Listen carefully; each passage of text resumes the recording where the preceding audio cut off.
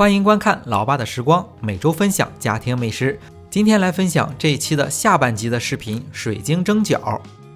水晶蒸饺也算是美食中比较有特色的一种。好了，接下来就开始来制作吧。首先在食材上选用的是鲜虾馅儿，大概准备600克的大虾。第一步很简单，首先要把虾洗干净，然后扒虾皮去虾线。这一步就不做过多的展示了。600克的大虾处理好之后，大概能得到300克的虾仁儿。把虾都处理好以后，取来案板来加工馅料。先把处理好大约300克的虾仁儿拿出一半放在案板上。加工虾仁的时候特别方便，只需要把虾仁放在案板上，用刀的侧面使劲一压一碾，就变成虾泥了。当然我们也可以买现成的虾滑，但是我们自己这样加工的不含淀粉，而且水产品吃的就是这个鲜劲儿，所以我建议还是大家自己在家里这样自己加工一下。处理好的虾泥有粘连的地方，这样我们再用刀剁1-2分钟。最后把处理好的食材放入到一个器皿当中，下一步把另一半的虾仁给它切成小块，大概每一块有花生米这么大吧。好了，到这里我们把虾处理好之后，就开始来调馅儿。首先在虾泥中加入100克的肉馅儿，在超市买肉的时候可以让商家免费的加工成肉馅儿，特别的方便。加入适量的姜末，大概有2瓣蒜这么多吧。紧接着材料中再加入1/3勺的白糖，然后再加入大概半勺的料酒。有很多朋友在调馅的时候不喜欢加入料酒，当然这个根据自己的口味来就好了。接下来加入盐，山东这边口味比较重，所以加入了1/4勺的盐，然后再加入一点点的白胡椒粉，白胡椒粉的瓶子轻点几下就好了。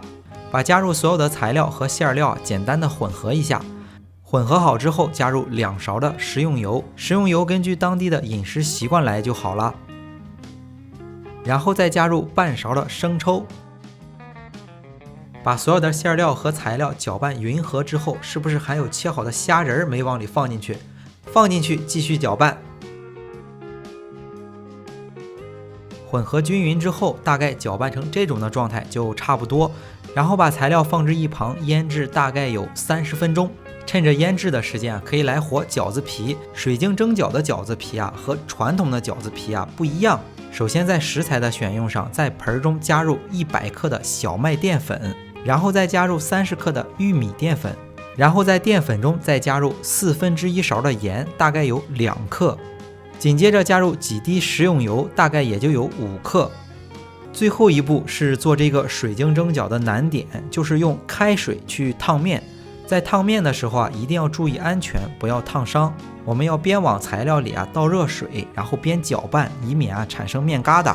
这个开水的分量预估是大概120克左右。在制作的时候也不方便去称一下热水的分量，所以添加水的时候我们要预估一下。准备的这个面皮的量大概能做12至14个蒸饺。加入了热水之后不断的搅拌，搅拌到能用手去揉面的时候，把面拿到案板上。刚开始揉的时候有一点点的粘手和粘案板，这一步大概揉2到3分钟，边揉它的温度边往下降，就感觉没有这么粘手了。把面团揉均匀之后，给它放在面盆当中。由于用淀粉和的面团干得特别快，所以要盖上一层保鲜膜或者是小笼布，然后把面团放凉，等待馅料腌制好。好了，面团放凉了，馅料也腌制好了。先把面团取过来，切成小剂子。这份面团大概能切出12至14个小剂子。在制作的时候不会粘手，我们也不要配合面粉。用了面粉之后，水晶蒸饺就不亮了。切好的剂子赶快放回到盆中，给它盖好。取过来馅料，取过来一个小剂子。那面皮怎么来制作呢？用一个刮板或者是菜刀放在上面，用手一使劲按压，一张面皮就做好了。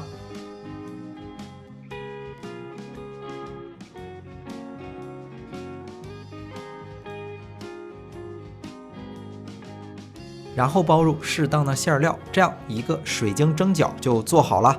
马上也要过年了，在家里都会吃水饺，这里也展示一下包水饺的小技巧。由于平时我包的水饺都是躺着的，所以这一步我也不会解说，大家可以自己看一下。包水饺的手法很多，肯定是熟能生巧，大家要多多练习。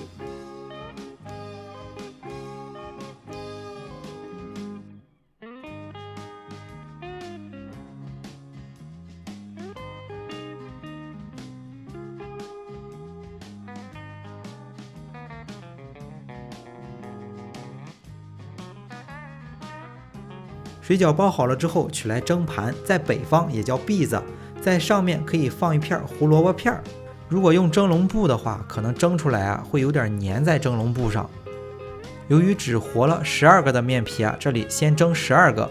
接下来说一下怎么去蒸。首先在蒸烤箱当中先加入水，让蒸烤箱先预热上。讲的通俗一点，无非就是如果我们用家里的蒸锅去蒸，可以先把蒸锅里的水烧开，水开之后再把蒸饺放进去。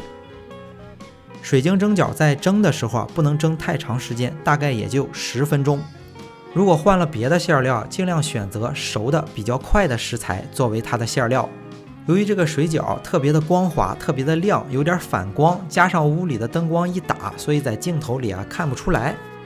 当然喜欢的伙伴可以在家里自己做一下，试一下，尝一尝好吃不好吃。好了，到这里这期视频也就结束了。喜欢的小伙伴可以帮忙关注点个赞。